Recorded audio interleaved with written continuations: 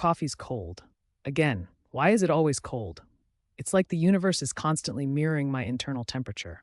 Lukewarm, teetering on the edge of something, but never quite there. Right? Alchemizing. That's the word they use, isn't it? Like turning lead to gold, except the lead is my own damn swirling mess.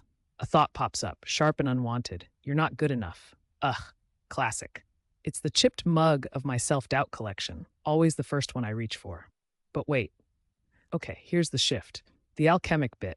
Instead of letting it seep in, poisoning the rest of the morning, I'm consciously, actively recoding it, turning it around like a stubborn piece of puzzle. Not good enough? Okay, so what needs improvement? Not in a self-flagellating way, oh no, not anymore, but with a cool analytical eye. Like, what skill can I sharpen? What habit can I nudge? Not just for the sake of being good enough, but for the satisfaction of growth, that little green shoot breaking through concrete. That's the gold. That's the real shiny stuff. Yesterday, it was the anxiety about that presentation.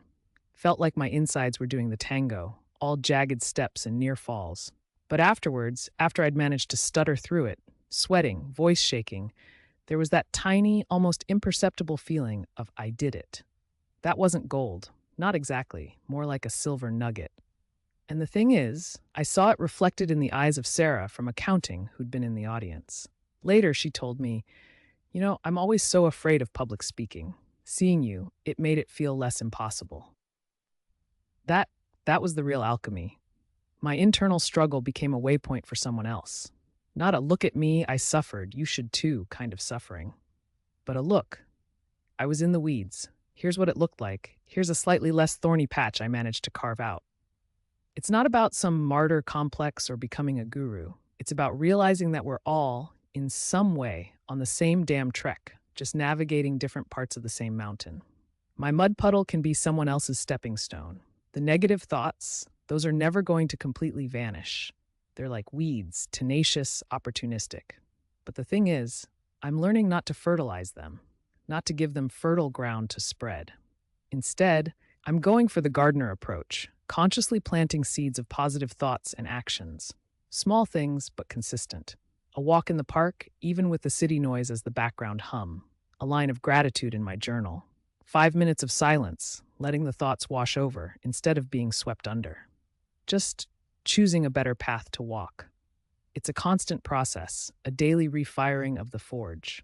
There's no magic spell, no instant transformation. It's about awareness, intention, consistent effort. It's about seeing the potential in that cold coffee. Maybe it's not the best, but it's fuel, even if it's lukewarm fuel. Each small choice, each shift in perspective is a tiny drop of gold being added to the alloy of my life. So this is the blueprint, I guess.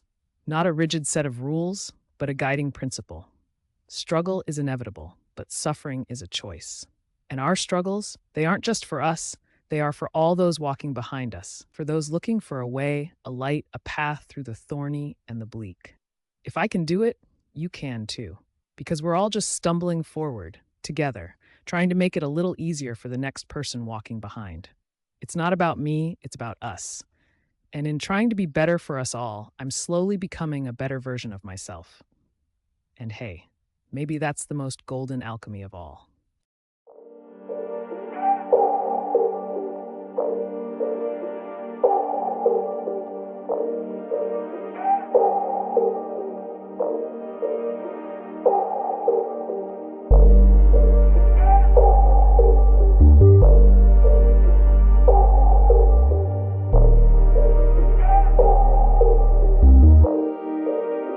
Ha ha ha ha ha ha.